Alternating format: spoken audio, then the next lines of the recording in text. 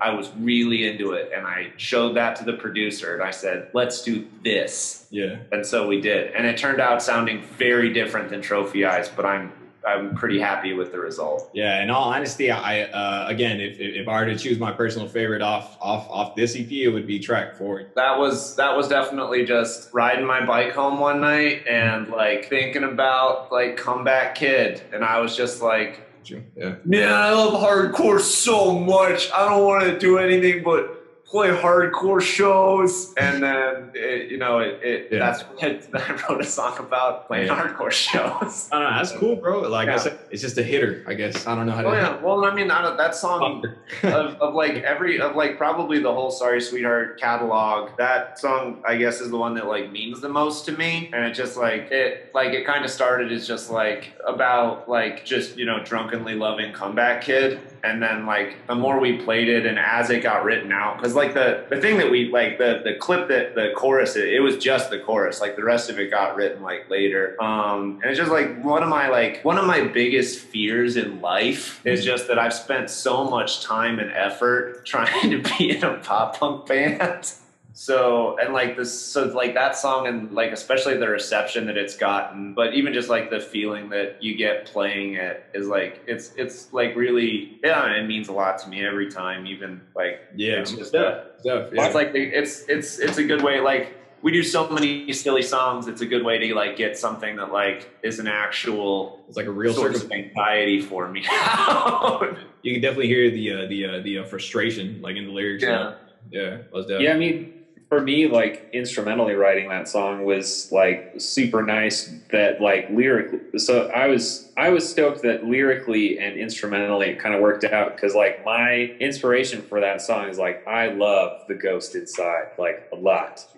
And they had just like, they'd been struggling with their whole like car wrecks situation and stuff and getting back on the horse. And Henry had these lyrics about loving hardcore a lot. And so it just kind of came together in this really rad way. And that was also the first time that I, helped out with writing horn lines, because I mean, that was my like contribution title for like a year and a half. Yeah. Nice. So like, that was my first experience, like, working with the horn players pretty tightly and trying to be like, well, for like melodic hardcore stuff, like this is kind of the thing that a guitar would do, is just like super, super simple and like just long sounds that kind of like lay out some of the more out there kind of extensions of chords and stuff. So yeah, I was stoked that it all kind of came together in the reception for everything, because I do know what it's like to live and play in metal bands and hardcore bands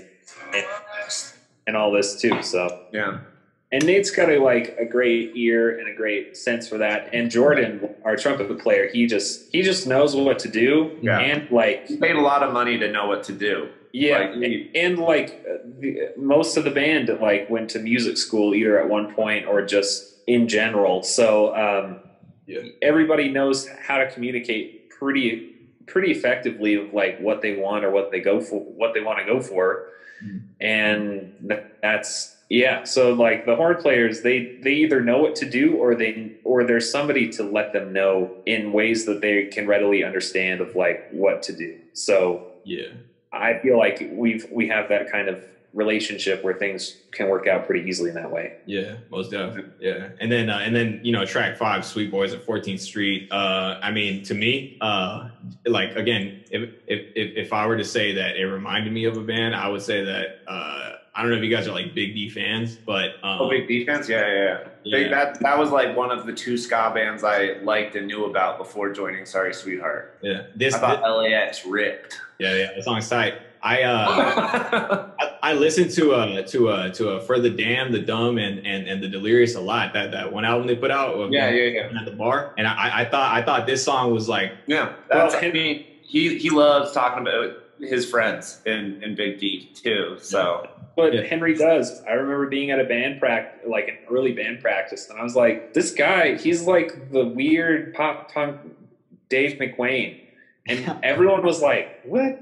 And I was like, like talks about his friends all the time and these like kind of interactions that like are kind of like personal stories, but somehow everyone relates to. And like I remember back then everyone was like, what? And now everyone's like, oh yeah, that's just, that absolutely makes sense. And that's just who he is. So Henry, I could see why you'd say that, because a lot of these, Dave has similar stories, just like, yeah, this guy from this place, and this guy from this place, and this guy from this place.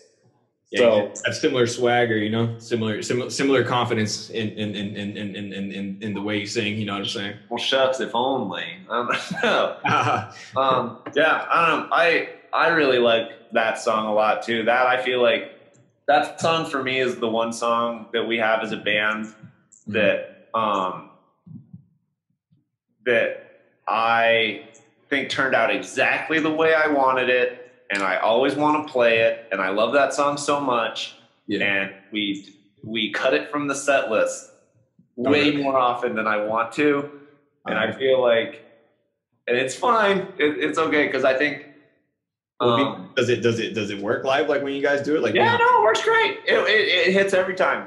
Okay, but that's I don't know. So I think that's another super personal one for me though too. So I think maybe I just like it more than everyone else, because there's like I always, like when we were doing the live set, when we were putting the set list together for the live set for our 6 songs, I wanted to do that one instead of Emilio Fiestevez, and that's it. People really like Emilio Fiestevez. The kids love it. The kids want to party. They don't want to be sad all the time. I get it.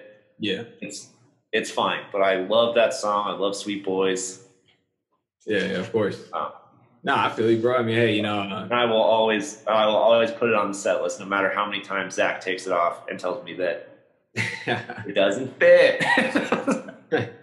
Yeah, well, I mean, I was gonna ask if you guys had done any tours with that, but I mean, you guys just broke down that you guys haven't gotten any chances to tour. So I mean, this would have been the big summer for it. yeah, most def. I mean, dude, there's a lot of bands that had tours that were supposed to happen this summer. A lot of ska bands actually, and we 2 days before Denver shut down all the venues, we were gonna play with the Pilfers, and they, I guess, just turned around and went home, and I'm super bummed about that. And also, for anyone out here who listens to deathcore on the pod, the day before Colorado shut down all of the venues, Acacia Strain was supposed to play at like this 75 max capped venue. Oh, damn. And they're like my favorite down-tempo deathcore band, and I'm so bummed that it got canceled. Chamber was opening too, or up-and-comers in hardcore. Check them out. Chamber.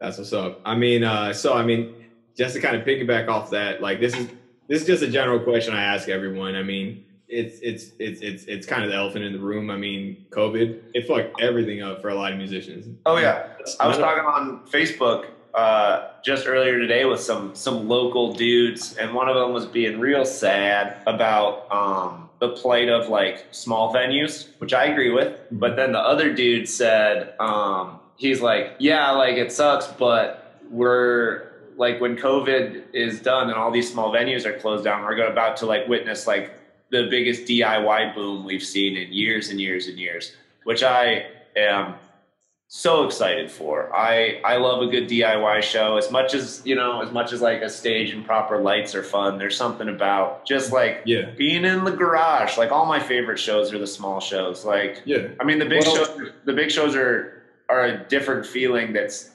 incredible, and I want to keep doing them. But like, man, like when the energy is just different in the little room, and like one thing about it is I feel like the DIY artists have a chance to really like innovate and kind of like smash the gas pedal on putting out content, because I mean, I'm not sure of this, but I'm almost 90% sure that most DIY artists don't rely on making money from music. They got other streams of income versus the established artists. You know what I'm saying?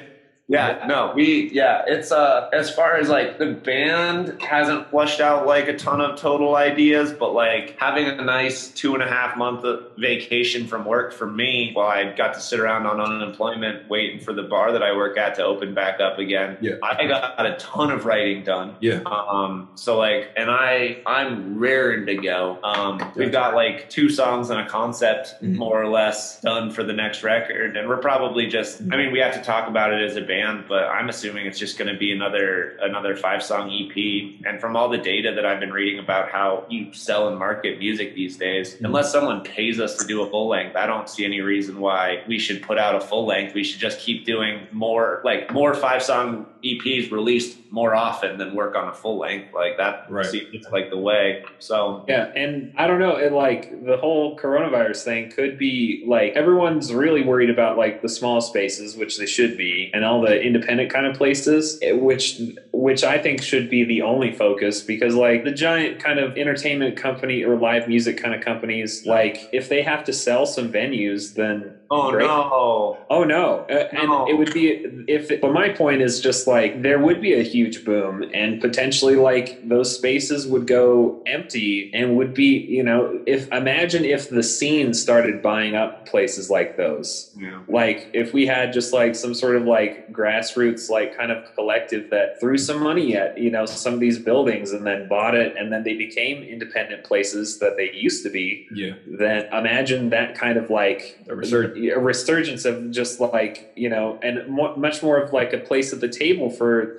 the smaller guys on the, you know, on the totem pole like us. Yeah. Or just, you know, that it makes it easier for unsigned artists to kind of elbow their way into the conversation, so to speak. You know what I'm saying? Well, right. Because we used to have like a local production or a local like music company here in town called Soda Jerk, and they owned a lot of venues, and they gave a lot, like those were some of the greatest, like they let me play all my first shows that I ever played in Denver. They were all presents. Any of the bigger shows that, you know, like metal artists played in particular, and even like us as a ska band, we got some pretty sweet shows from Soda Jerk, and now they were bought by Live Nation, which is whatever. It happens with companies and stuff, but just seeing some of the kind of like local stuff being taken over was kind of a bummer. So, well, yeah, and I would love to see there be more spaces, you know, try to focus on the positive and see like if some of those like places like the Skylark apparently is a cool place here in town that got apparently bought. I didn't know that it was bought, but I would love to see them do even more shows, because I've seen cool shows and stuff there, and I would love to see spaces like that used. So the time is now to kind of like highlight what was wrong before and try to rectify some of those problems. At least that's how I look at it, is like, you know, one person, Henry or I, might not have the money to like put up to buy places. I don't. But, you know, enough people in the scene might, you know, like who knows what could happen to the Seventh Circle, one of our big DIY spots here. Mm-hmm. Who knows if they could get forced out due to gentrification or something else. And like we were talking about earlier with our song, and a lot of places are getting forced out. So maybe this is the time to like get right back at it and just kind of use that to our advantage. So absolutely. And like, I agree with that good attitude 90%, other than the fact that I'm going crazy not playing shows and that our tour was ruined. I think that in general, COVID has kind of been, I mean, it hasn't, like, it's obviously not a good thing, but like the effects of it haven't been terrible for Camp Sorry Sweetheart specifically. So like, right. I mean, I'm just, again, other than just the lack of the lack of getting the tour this summer, it was, you know, get to work on projects and stuff. So that's because I mean, like, you know, in the grand scheme of it, like no one's touring right now, you know.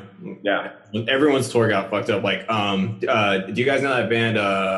They're more of like an indie band. They're called Chicano Batman. I've heard of them. Yeah, Chicano Batman, and they just put out like an album. They were gonna do this big ass tour. Yeah, like the bands that just put out the album and needed that tour cycle to boost it, like that's a bummer. Also, like again, like I've mentioned them, I've name dropped them a couple times, but the homies in Gray Matter, were just posting today about like one of their favorite songs on the record. They're like, can't wait to give this the live debut it deserves. Like, I love this song. It's like, oh man, that sucks. The timing on that sucks because their new record slaps, and I would have loved to see it live, but it happens like that, man. Yeah. So, man, I really appreciate the time, you guys.